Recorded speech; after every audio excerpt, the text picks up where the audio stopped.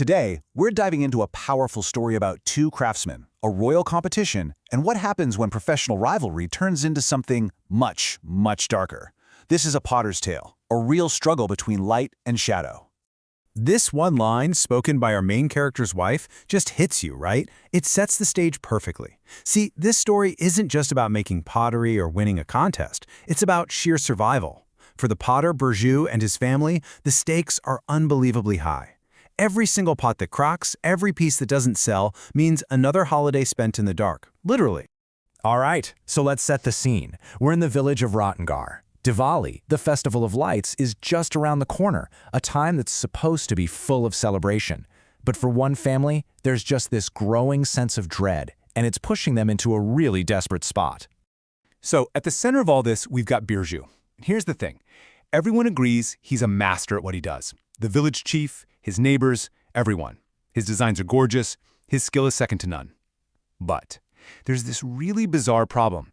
His pots are all incredibly fragile. They break super easily, his customers are mad, and his family is going hungry. None of it makes any sense. And this lays it all out, clear as day. On one side, you've got Burju, the better artist, honest, but totally broke. And on the other side, his neighbor, Mohan, less skilled, but somehow he's doing great. So how is that even possible? Well, it all boils down to that one little word, deceitful. And that stark difference is the mystery we're about to crack open.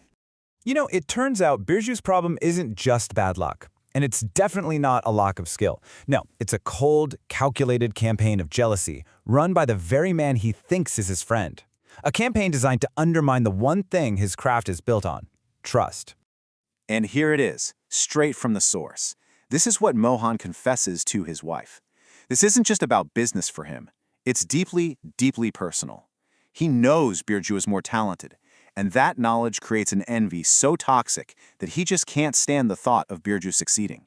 He's not just playing to win, he's playing to make sure the better guy loses. So, how's he do it? Well, his plan is as simple as it is cruel. He takes advantage of Burju's trust.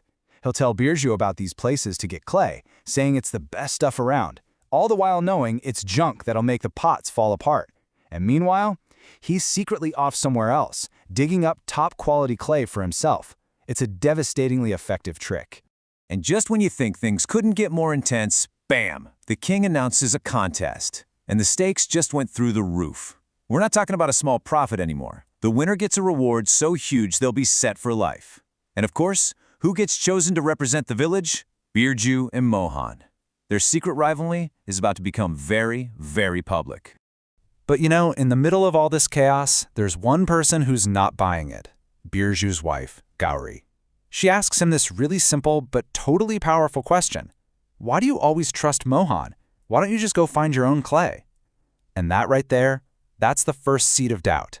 It's the little push he needed to finally question his so-called friend. And that's it. That's the moment everything changes. Driven by his wife's words, Burju secretly follows Mohan. And he watches as Mohan walks right past the spot he told Burju about and starts digging in a completely different, much better place. In that single instant, all the years of bad luck, of poverty, of confusion, it all clicks into place in the worst possible way. He's been betrayed.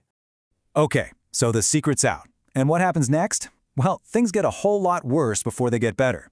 Mohan's secret deception is about to become open warfare. But this final, destructive act is also going to trigger something truly miraculous. So Burju confronts him, and Mohan, he just snaps. His jealousy completely takes over. That night, he sneaks into Burju's yard and destroys every single diya Burju made for the contest. But this act of cruelty accidentally opens the door for a miracle. Still, Mohan is just relentless. After Burju makes a new magical set, Mohan comes back the next night and destroys those too. His desperation is just off the charts. I mean, can you even imagine? After that first attack, Burju is just broken. He runs off into the forest completely heartbroken. The contest is the next day. All of his work is ruined. As far as he knows, it's all over. His family is doomed to another dark Diwali. But right there at his absolute lowest, he sees something. A little patch of dirt is glowing. It has this strange, beautiful light coming from it. It is quite literally a glimmer of hope in his darkest hour. And of course, he has to go see what it is. And let me tell you, this is not just any old clay. As Burju is working like a madman to remake his diyas, something amazing happens.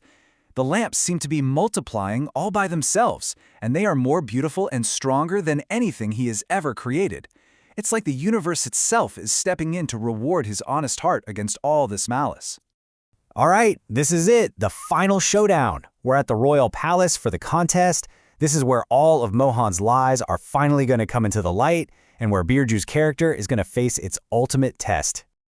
So we're at the palace. Mohan goes first. He presents his diyas and they're fine, they're good.